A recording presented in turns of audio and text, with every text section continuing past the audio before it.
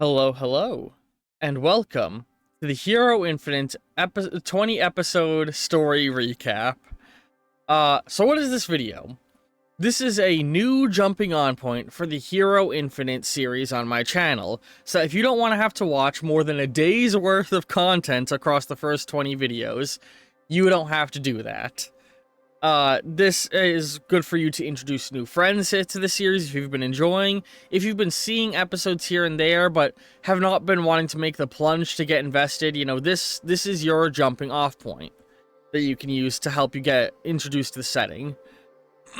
So, this video is going to be broken more or less into two segments. The first one with me is going to be me explaining the world of Hero Infinite, and the second one is going to be me running through all of the episodes and their plots in an abbreviated format.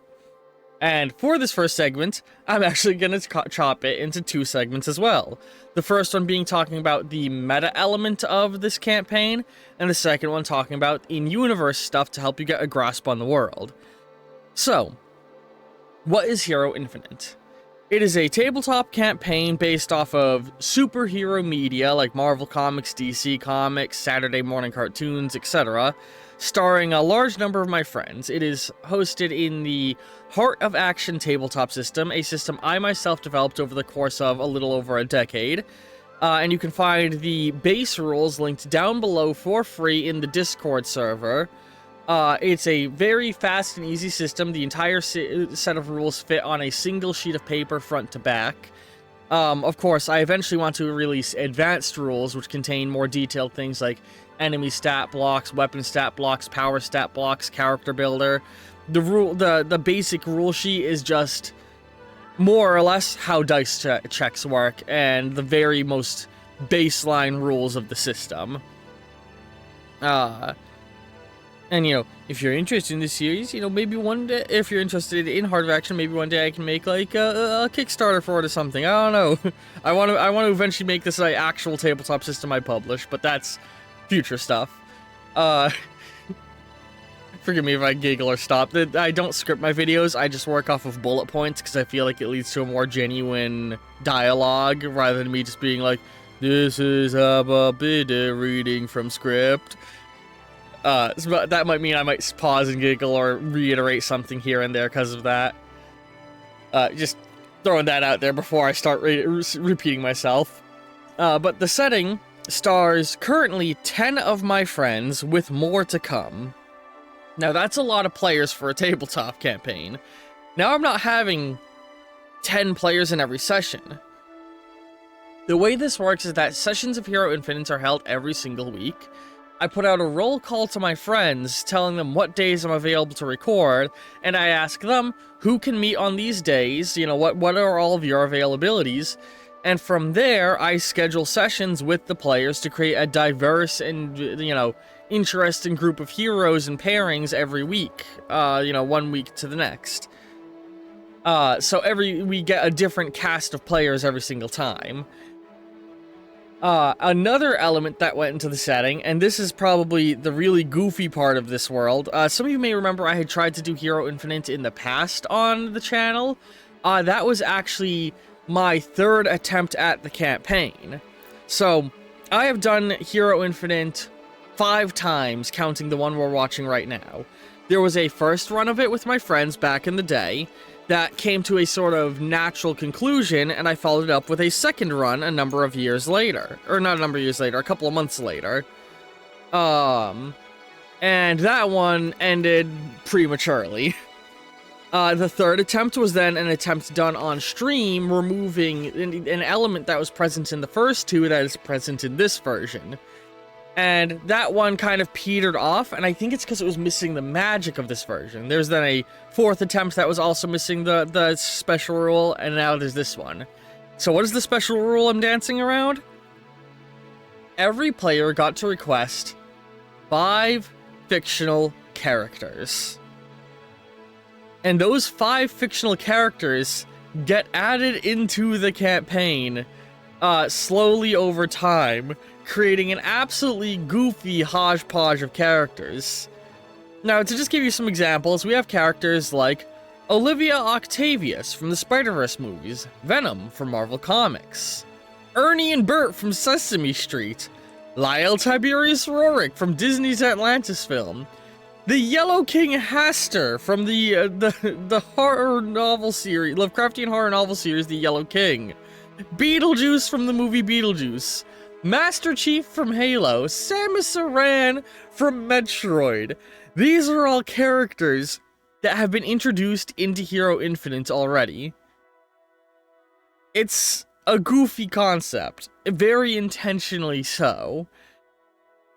And I think it's what makes this series fun. It's basically bad fanfiction of the tabletop campaign, and the fun part is exploring the weird way that some of these characters' stories are changed when you remove them from their native world, from their reality that they were built for. You know, what is Miles Morales in a world where there is no Spider-Man before him? What is Master Chief when there's no Covenant to fight? What is Lyle Tiberius Rorik when there's no Atlantis to discover? These get sort of explored alongside the players being superheroes fighting alongside or against these various characters, and it's what leads to a lot of the fun elements of the world of Hero Infinite. Now, for that, I had to create a world that could facilitate all of these contrasting characters and all of the different unique player character builds that would exist in world. And that is where the idea of the world of Hero Infinite came from, which I describe as our world a little to the left. You know, geographically and historically, the world of Hero Infinite is very similar to ours. If you think of our world history, you're already on a right track. You know, in deserts in the old world, there was the birth of civilization, with a number of ancient civilizations that built megastructures. There is a continent in the, centrally located in the world that had a lot of feudalistic warring nations and a religious crusade. East of there was a great Asian-style empire, and collection of, like, neighboring empires that all had a polytheistic faith. Going east of there was a series of islands that had people that traveled across them in a seafaring culture. If we go back west, there was eventually a new world discovered, an age of colonialism, and then there was a great war that pulled the whole world into it, followed by a second great war around fascism, and then in the early 20th century, a war on terror occurs. But it's not our world. All of the nations, all of the cultures, all of the land masses, all of the faiths are distinct and different from our own. This world is not the same as ours. You know, instead of the United States of America, they have the United Colonies of the New World, which is geographically and culturally slightly different. Instead of Europe and all of its nations, we have the continent of Duggerland with all of its nations, which are all slightly distinct and different from our own, with fictional nations like Latveria being present, or Latveria, Arstotzka, being present in this world. All of the nations in Hero Infinite are either originally crafted or based off fictional nations from fictional settings. So we get, you know, Latveria, Arstotzka, Wakanda is a nation in Hero Infinite that hasn't actually been addressed at any point in campaign yet. Instead of Japan, we have Nippon, which is, in Japanese mythology, the mythological version of Japan that predates the Japanese Empire. A lot of nations are replaced by their mythological versions of them. Instead of London in the UK, you have the Arthurian lands of Albion. And instead of London, or instead of the UK, it is Albion. All of these nations are replaced with fictionalized versions of themselves, and historic events are replaced with slightly fictionalized retellings of them. You know, the Second Great War, instead of World War II, was a war where Latveria, under a fascistic regime, tried to conquer all of Duggerland. In the early 20th century, Cobra staged a terrorist attack by stealing a... So this has only been lightly touched on in the actual setting. Cobra stole a Zeppelin and crashed it into New Liberty City. All of the historic events we know happened a little bit different with fictionalized reinterpretations. Now, why have I done it like this? One, it allows me to create rewrites of history without needing to think about the implication it has on our real-world history, because this world history is already so far removed that, like, if I say that, you know, I'm trying to think of an example, but if I change a major historic event, I don't have to think about the real world alternative history that creates, because we're already living in an alternative history. So I can just make things work within this own world's timeline. And two, it avoids disrespecting any cultures, which is a big thing I wanted to avoid that I think sometimes a lot of comics and or superhero media do by accident or sometimes on purpose. I don't want to... and like a big part of it is like I want to be able to delve into, say, conspiratorial fiction. You know, I love the concept of Hollow Earth. It is a fantastic fantasy concept, but in real life is very heavily tied with the bad guys of World War II. Same goes for ancient alien theory. It is such a fun idea, but when you really look into what actual real-world ancient alien theory is, it is, there's no way brown people could ever be smart, is everything that ancient alien theory boils down to. And I don't like that, and I hate that, and I want to be able to explore these goofy, fictitious concepts without having as much of the baggage that it carries with it in real life. And so, this, by fictionalizing the entire world of Hero Infinite, down to every nation and and brand and everything being changed, it makes the world... it gives me the ability to make the world more weird and fun and interesting.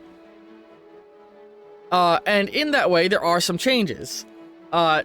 Their world's technology, despite them being in a contemporary age in, you know, the mid-2020s, their technology is more advanced than ours. They have the ability to slightly modify human genome and create super soldier serums.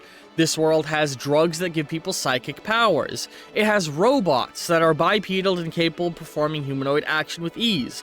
It has laser guns and hover technology and flying cars. Their world is ours, slightly stepped up, because of the presence of superpowered individuals advancing their society. Their world is just slightly more advanced than ours, which allows for, you know, Olivia Octavius to have her robot arms. It allows for Master Chief to be a super soldier in power armor. It allows for psychics to exist and talking animals to be created and all sorts of, you know, sci-fi stuff. Like, one character in the setting is Goombella from Paper Mario, who I turned into a human who's a dual paraplegic who has a pair of robot arms because she had a birth defect that made her lose her arms as a child.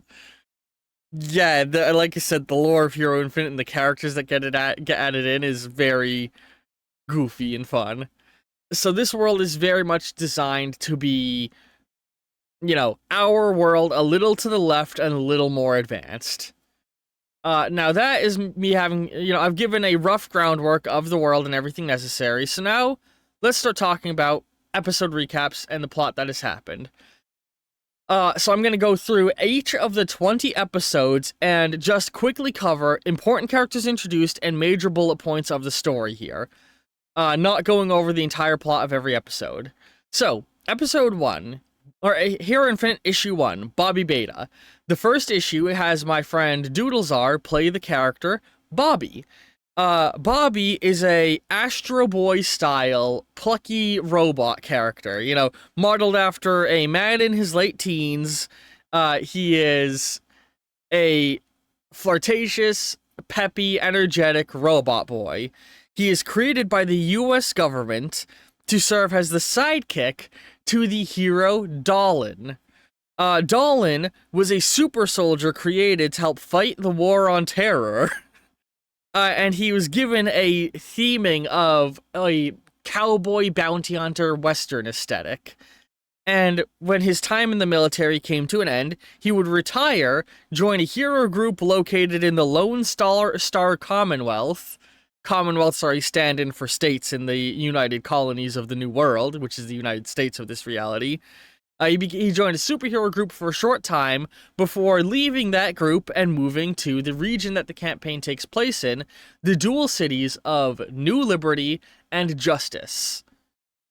Which I'm going to take a quick aside because I meant to do this before and I realized I skipped the bullet point. New Liberty and Justice. Let me describe those cities in the region the campaign takes place in. So New Liberty and Justice cities, so it's New Liberty City and Justice City, are a pair. They're known as the neighboring twin cities of the United Colonies. They each stand in two separate commonwealths, meaning they're each in separate states from each other, meaning that laws are a little different between the two due to states having different laws. New Liberty is the southernmore of the two cities and is sort of like if New York was clean, is the way I would describe it. And it is designed to be the more light-hearted of the two cities, where it is Marvel's New York. It is Metropolis. It is the city of skyscrapers and glass and steel and solar power and clean, like a clean living style and justice and happiness, where the police help enforce the law and like things are relatively stable. You know, it is the metropolis, like I said, and it is where the more lighthearted journeys of the campaign tend to take place. There's a college in it, the University of the New Liberty University, that a lot of the players' characters go to. Just across the bay from it, is excuse me, the music froze. Just across the bay from it is Justice City. Justice City is Gotham. Justice City is Boston and Chicago inspired. It is a more densely packed, more historically rich city, with its buildings being modeled after a, what was the architectural styling? Hang on, it's always right on the tip of my tongue. Neoclassicalism. It is a city of neoclassical architecture, but built up into an extreme of skyscrapers. And it is a city of crime and grittiness, you know, where mobs are more present and occult rituals are practiced. You know, it is the city from Spawn. It is Gotham City. It is the more grimdark of the two.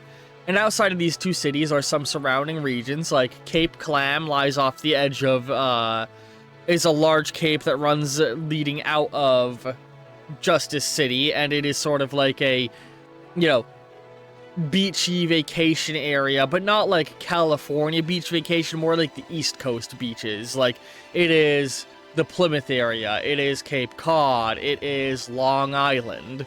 That is the vibe that it goes for. And then meanwhile, west of these two cities is a dense forest and a mountainy area that is meant to give Virginia vibes, but those just haven't been addressed in the campaign yet. Sorry, I wanted to take that aside so you guys had a better idea of the world. But yeah, getting back to episode 1.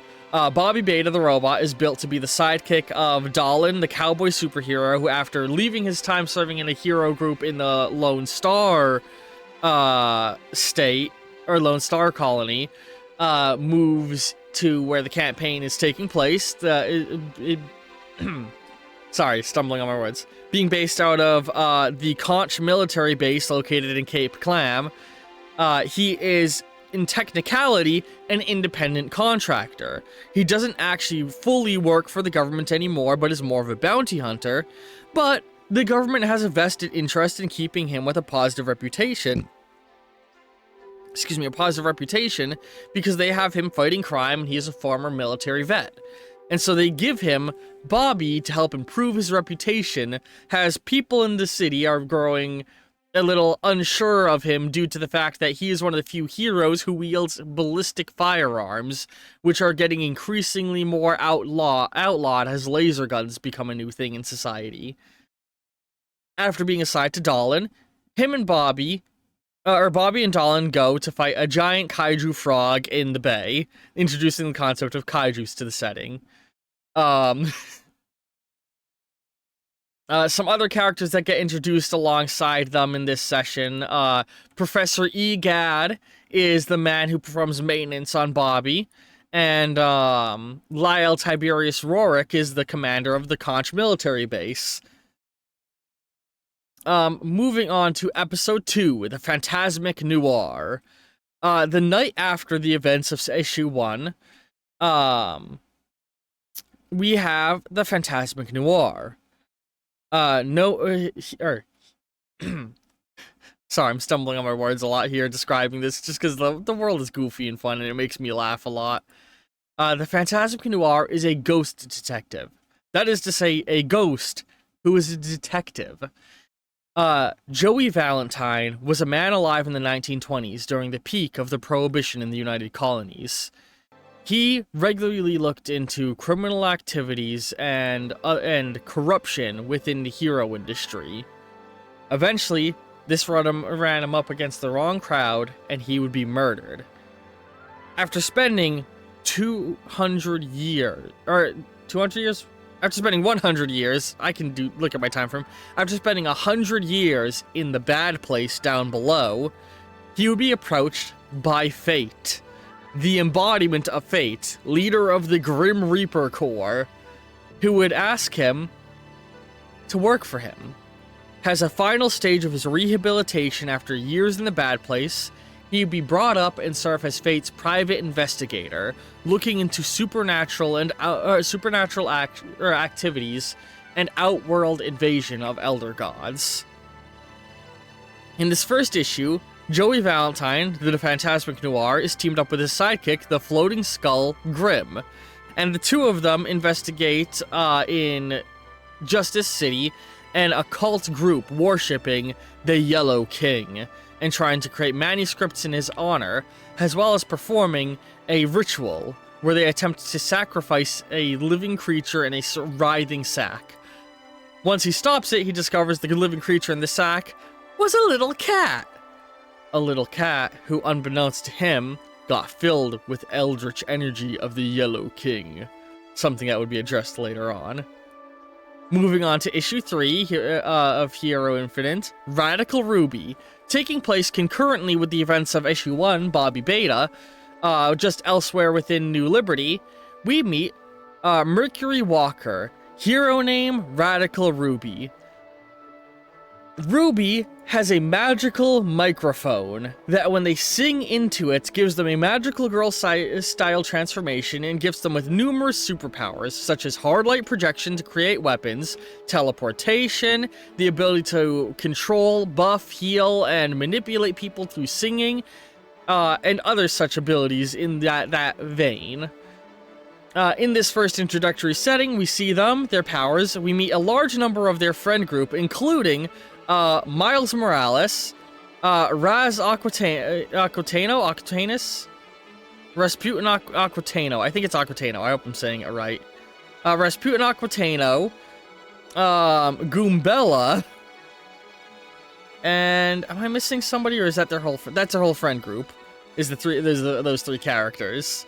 Yeah, we meet their friend group. We also see them fight Jesse and James of the Team Rocket Mafia, who are trying to steal a delivery truck of super soldier serum when Ruby intercepts and stops them. But as the truck crashes and some super soldier serum spills out, a cat drinks from the serum and gains human-level intelligence and decides to break Jesse and James out of jail, introducing itself as Meowth. Again, the series, it's goofy and it goes places. Hero Infinite issue 4, Cyber Hearts. This takes place concurrently with the Phantasmic Noir and takes place within New Liberty City. Now, for this, I'm going to give a little bit of a preference of describing the two characters in it first, because their backstory isn't gone over too heavily in this episode. So I'm just going to quickly describe the two heroes who are introduced in this. Oh, also, I can't believe I glossed over this. Bobby Beta is played by my friend Doodlesar. Phantasmic Noir is played by my friend Broditis, and Radical Ruby is played by my friend Jade. Now, the Cyber Hearts consist of the heroes Cypher, played by Connie, and Mizu, played by Mizu. Although Mizu is their secret identity name. What is the hero name? I have it in my notes. Their secret identity name is... Or their hero name is Heartbreaker. The hero name is Heartbreaker. Heartbreaker is played by my friend Mizu. So, first I'll go over the character of Heartbreaker and their backstory. Heartbreaker was a government experiment. A young girl taken by the United Colonies government and experimented on.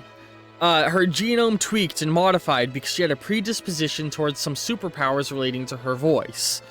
They enhanced these powers, modified them, studied her, giving her the ability to control people with her voice, like a siren. But over time, a scientist by the name of Lancaster would grow sympathetic to her. He would feel horrible for the research the government did, and he would help her escape from the military facility. Her memories get fuzzy from there as she comes down from the various drugs the government kept her on and falls into a very negative life living in the streets, but is able to use her powers to manipulate people and grow stronger. And she eventually starts being able to get some advanced technologies through stealing or working with people to begin to equip herself with things like hologram technology and stealth gear. And she decides she wants to reveal what the government has been up to behind the scenes. Meanwhile, around this time, she meets a man who looks just like the man who cared for her, the scientist Lancaster. This is Lancaster's grandson, heir to the Lancaster name and fortune after his grandfather disappeared. The younger Lancaster is a billionaire philanthropist, and he plays up the role of being a rich playboy. He financially backs the young girl Connie to become a pop singer because he finds her so attractive, not realizing that she doubles in his secret life as the hero, or as the vigilante hero/villain, Heartbreaker. And, unbeknownst to Mizu/Heartbreaker, Lancaster, the rich man who helps back her, secretly has a double life as the superhero Cypher. Using research notes left behind by his grandfather, Cypher augmented his body, filling it with cybernetic enhancements underneath the skin, allowing him to directly communicate with technology in an almost telepathic manner. Additionally, he replaced an arm that he had lost in an accident with a highly advanced robot arm, which he has a collection of that he regularly swaps out to meet the needs of the situation that he finds himself in. So these two are both, in their secret identity life, know each other and are friends, but would never be romantically entangled. But in their hero identities, end up meeting each other in this first session and slowly begin to grow a romantic feeling for each other, but don't want to delve into it because of their secret double lives and not being able to date another hero. The two of them meet when they're both trying to break into the Incognito facility during a gala event where they're trying to get more military funding for their research they do for the GDI and United Colonies government or military. They break into the facility to try and steal some information, meeting a couple of characters such as Master Chief, a government soldier, and Reagan Ridley, a researcher for Incognito, before they decide to work together going forward because they're both trying to stop the government's secret projects. We then get to issue 5 of Hero Infinite, The Chronicles of the Labyrinth, Raven. This episode introduces another player character, Raven, played by my friend Veneer. Strap in, because this character introduces a lot of lore. As a quick note, this episode takes place on the same night as both Cyber Hearts and the Phantasmic Noir, and actually runs parallel to the events of Phantasmic Noir, brushing against a number of the same locations our ghost detective had visited, only slightly before slightly after he showed up at the locations. So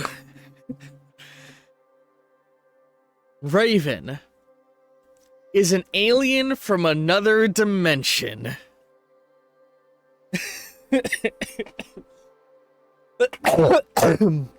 I realize that's a lot to take in.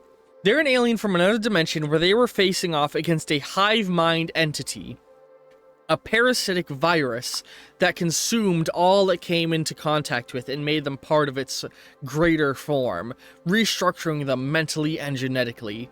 Their world was quickly falling to this eldritch plague, and Raven was able to find technology to travel from their world to this. But it wasn't that simple. They got caught in a net. The labyrinth. See, eons ago, before humans even walked the earth, an interdimensional race known as the Archesians found our reality. They knew that there were eldritch horrors out there that sought to consume all realities, and they saw potential in this reality. They wanted to keep it safe, to prevent outside influence, and so outside of our reality, wrapping around it, they built a net, the labyrinth, a megastructure, a reality in and of itself, a bubble around our dimension. It is a great superstructure, a labyrinth that is ever-changing, ever-shifting, ever-moving. And if any outsider entity, any being from another dimension tries to invade this one, they get caught in the labyrinth instead. And this serves as a security measure. The labyrinth is overseen by an entity known as I Am, an advanced artificial intelligence. When Raven arrived in the labyrinth, I Am found them and took them in, promising to take care of them so long as they served to help them to protect this reality. And Raven became a sort of hero of sorts. They keep themselves hidden and in the shadows, investigating paranormal threats within our world, stopping invasions of beings from other dimensions, and maintaining the natural order of things. In this first issue, they rub up against the cults of the Yellow King, just like Noir had. And they also adopt a giant brain and name him Car. It's a good time. Moving on to Hero Infinite Issue 6, The Inexplicable Ollie. This introduces the Inexplicable Ollie, played by my friend Tristan, but also has both Raven and Bobby appear in it. In this episode, Robin Hood and his merry men, a group of people with highly militarized equipment, attempt to rob a bank. Raven just so happened, Raven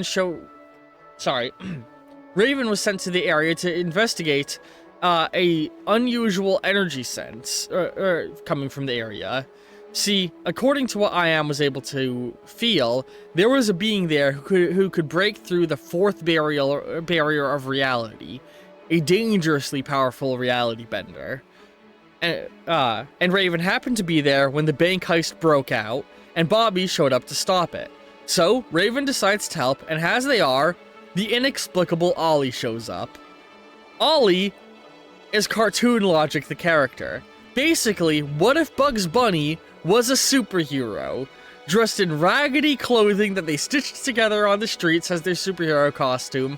Ollie tries to fight crime and be a hero through cartoon shenanigans. It's a good time. Moving on to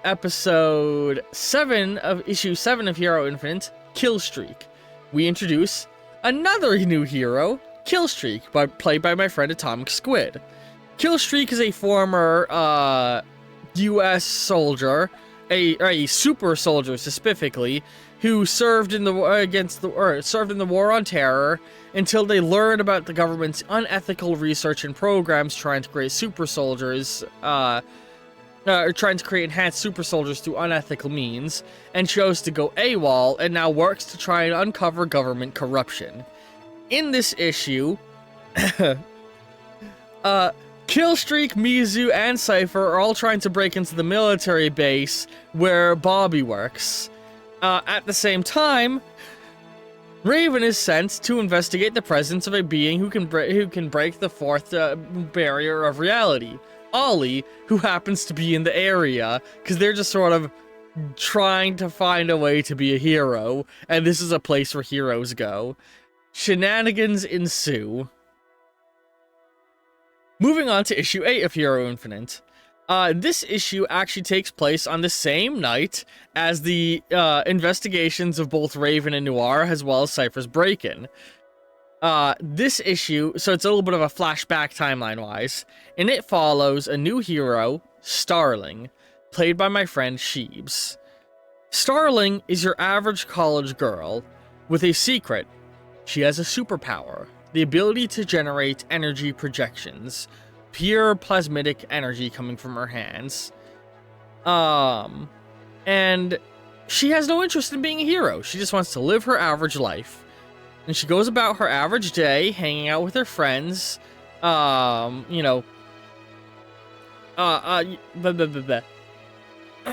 getting tongue-tied. Hanging out with her friends, having an average day, and her close friend, who I have the name written down, her and her friend decide to go, out clubbing after much insistence from her friend, even though Jenna, Starling's civilian name, is not much of a partier. But they have a good time. And while they're catching their super home, super being a phone-based taxi service, it's Uber, they quickly discover that they're being kidnapped by a crazed killer who has superpowers. A fight ensues as Jenna tries desperately to save her friend's life, but she gets beaten to death.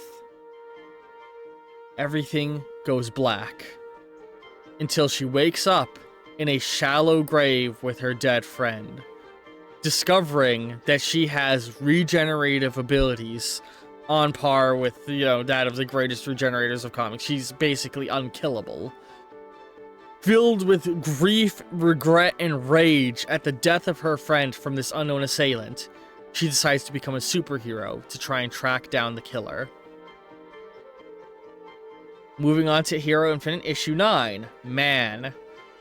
This issue takes place immediately following the events of issue 7. And when I say immediately, I mean it is literally picking up where issue 7 left off. In this issue, excuse me, shortly after escaping the military base, Killstreak, Cypher, and Mizu, now having formed a hero team and having Ollie follow close behind them, well, not quite a hero team, but realizing they're all on the same side and working together, they see a terrorist attack occur, a series of bombings throughout the city staged by the villain simply calling himself Man, as he is the representation of what a true man is, of what humanity is, in a world without superheroes. He reveals footage of some of the government's unethical experiments, tries to reveal to the public what the government is doing, in an attempt to show how unethical the existence of superheroes is, and pleads with the public to stop these actions, and to rise up and bring down the United Colonies government. He then reaches out to Mizukani and Killstreak, offering for them to form a team, to work together to fight the government. Collectively, they agree that, nah, this is fucked up, terrorism is not the way. We need to do this by revealing who is behind it, not by bombing buildings and killing the government, or killing every member of the government. He disagrees, and the heroes go on to try and save numerous civilians from burning buildings and collapsing facilities. As they are attempting to do this, Bobby and Starling also show up on the scene, being heroes trying to help people. And in the midst of it, Starling gets impaled on some exploding shrapnel in the Incogni facility where she's trying to help people. And she gets infected with a experimental serum, labeled only as Venom. Moving on to issue 10 of Hero Infinite. Starling, Ruby, Bobby, and Ollie all fight a giant crab. The episode's name is Colossus, the Crustacean Devastation. Colossus is spelled like claw, not like Colossus, but spelled like claw, like a crab. It's a pun. It's a joke. Yeah, that's what happens in that episode. Issue 11 of Hero Infinite, Alpha Stigma. We jump backwards in time. Back to the medieval era. Back to the Crusades. Sir Folk, known also as the Courier, is a powerful wizard, wielder of the Alpha Stigma, a birth ability, a mark on his eye that allows him to learn any magical spell he sees the moment it is cast. Using this ability, he becomes one of the greatest wizards ever known. He builds the City of Wizards, located in central Duggerland. He begins to unify the magical world together, creating a great civilization that spans much of the old world. But his civilization has been facing trouble. City after city, fortress after fortress, the wizards have been falling to the Crusaders, serving under their great holy lord Griffith. He tries desperately to protect his city with all of his powers, all of the spells he knows. But it is futile. Griffith's power of divinity stops him. And in the end, the wizards begin to fall. In a last-ditch effort, Courier reaches out to an otherworldly patron, the Raven Queen of the Shadowfell. He cuts a deal with her. She writes the terms, though. All wizards will be saved, brought to the Feywild, so that they will avoid persecution at the hands of the Crusades. But in return, the Courier becomes her servant. For the next couple thousand years, he sat in a library, studying tome after tome, using his Alpha Stigma to instantaneously learn every spell any wizard across the world had ever learned. As all wizards were brought to the Feywild into the new wizard city built in the Raven Queen's realm, they were able to... Excuse me, hang on. My throat's a little dry.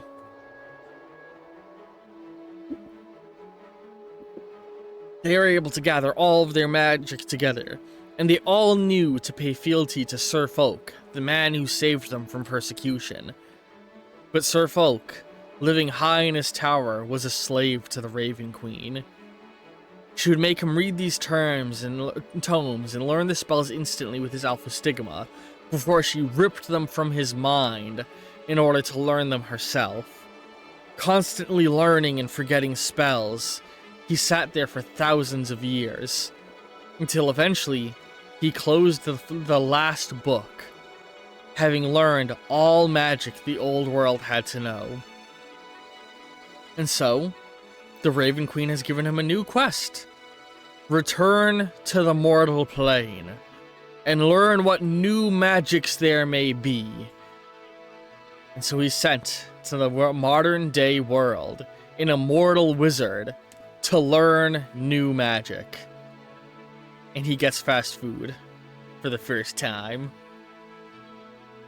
Moving on to issue 12 of Hero Infinite, Skeleton Party. A large collection of our heroes get together to fight a bunch of skeletons that are the manifestations of the wrathful souls of the undead from the First Great War, manifested after Karma the cat that was from that previously mentioned occult ritual, knocked over a shelf on a vase on Fate's shelf.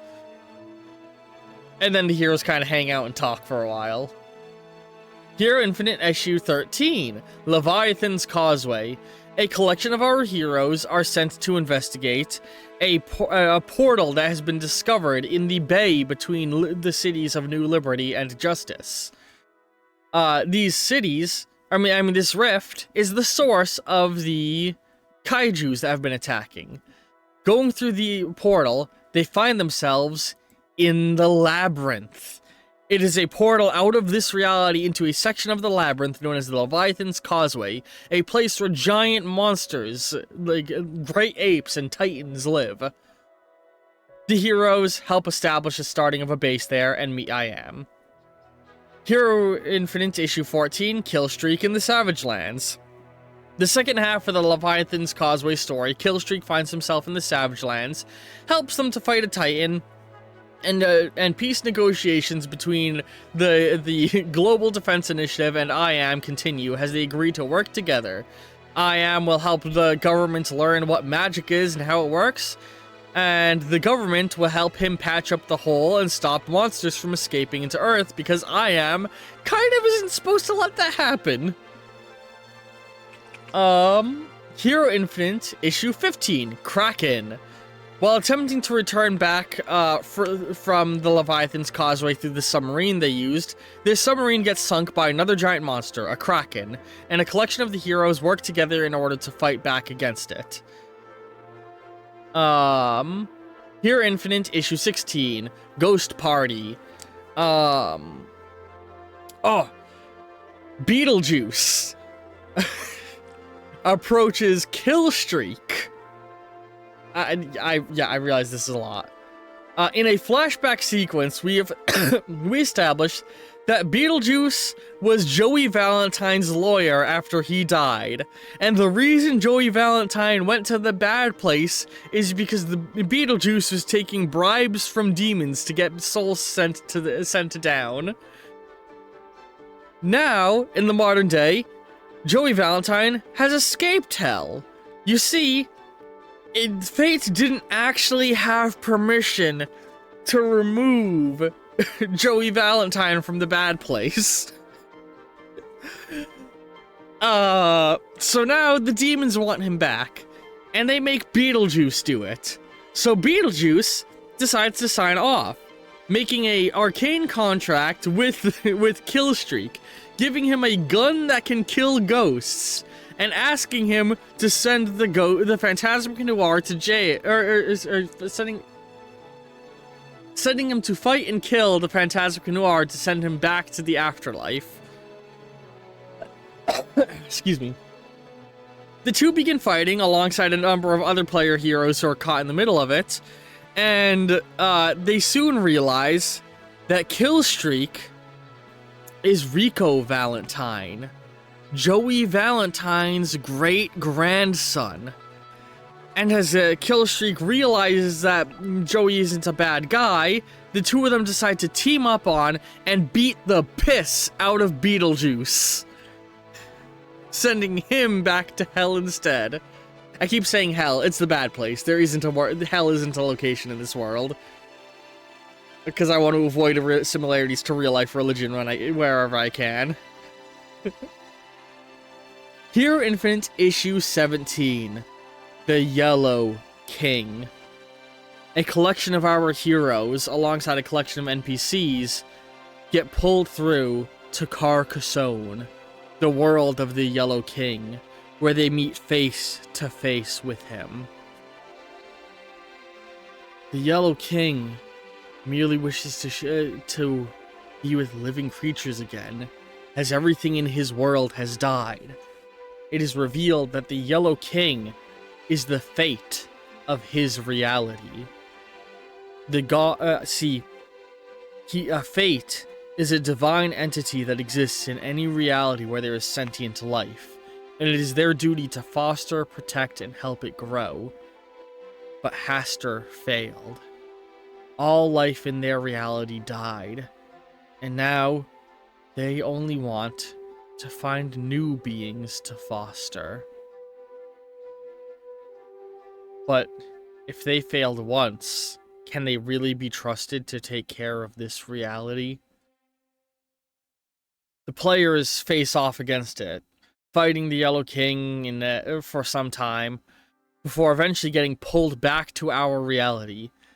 Half of the group is pulled back through a portal created by Fate and I Am working together. The other half get pulled through by the Venom symbiote that has been stuck within Starling. Ruby, Ollie, and Starling all get pulled through to the realm of Null, the creator of Venom, a conquering elder god, who has up till now been oblivious to the presence of our world, but now he sees it.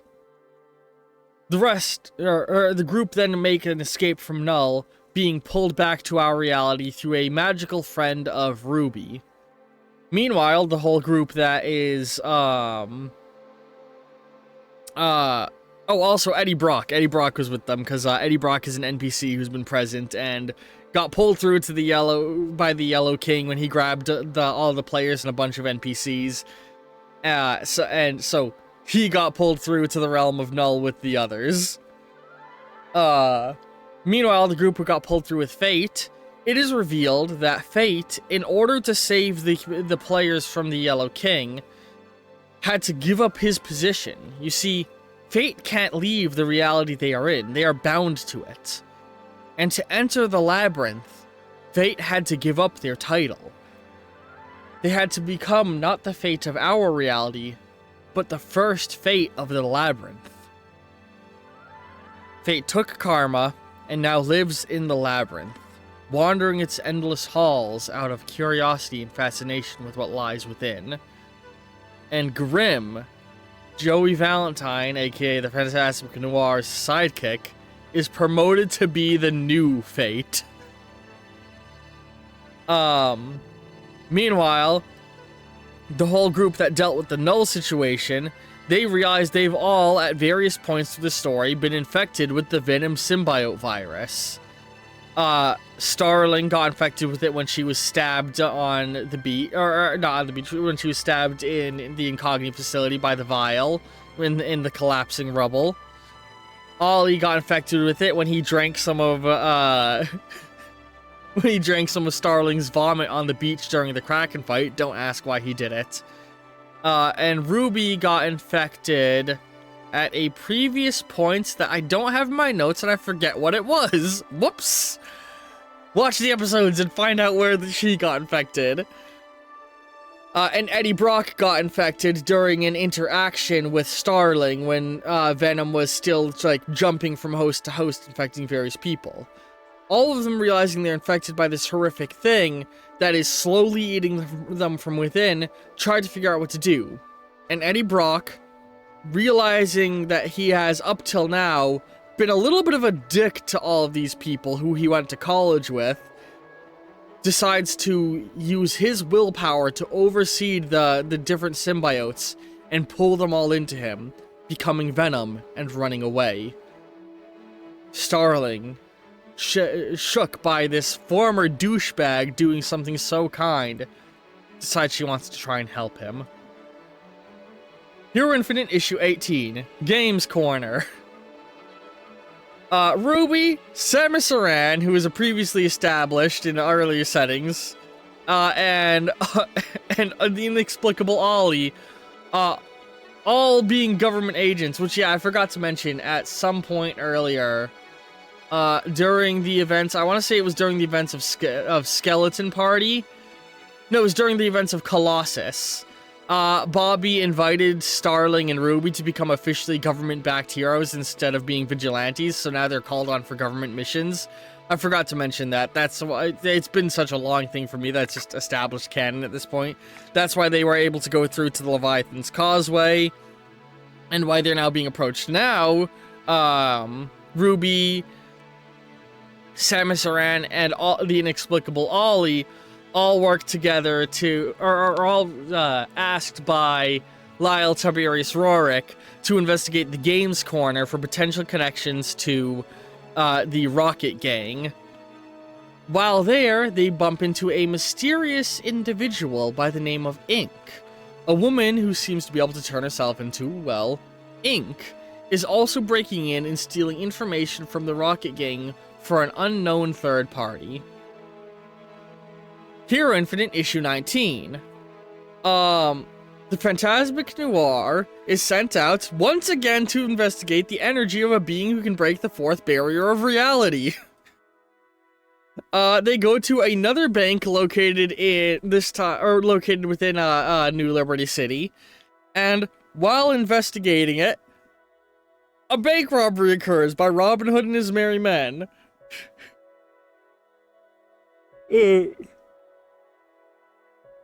Excuse me. A number of heroes are sent to stop the bank robbery, and while it's going on, the unbelievable Gwenpool shows up. Being fully aware of the fact that she's in fictitious media and breaking the fourth wall, she is ecstatic to be fighting against crime. And that's more, you know, my descriptions of these are getting shorter and shorter because the key events of each episode are getting less and less. And then we finally hit Hero Infinite issue 20, Slade. A collection of more of our heroes are introduced to the concept of government corruption and unethical experiments as a result of an anonymous individual by the name of Slade contacting them and giving them the information and encouraging them to not work for the government anymore. And that is the first 20 episodes of Hero Infinite summarized. Whew, that's a lot. Now there's, you know, a lot of little smaller details I didn't go over that are like background elements that are proceeding through multiple episodes. Olivia Octavius works for the government, as well as a company that I don't have the name of in front of me, but she works with the government doing research and has a ongoing frustration with the inexplicable Ollie as she's trying to research him and just can't figure out what his deal is. Meanwhile, Ollie is madly in love with her. J. Jonah Jameson exists in universe with a radio show, or a radio and news show where he shit talks vigilante heroes.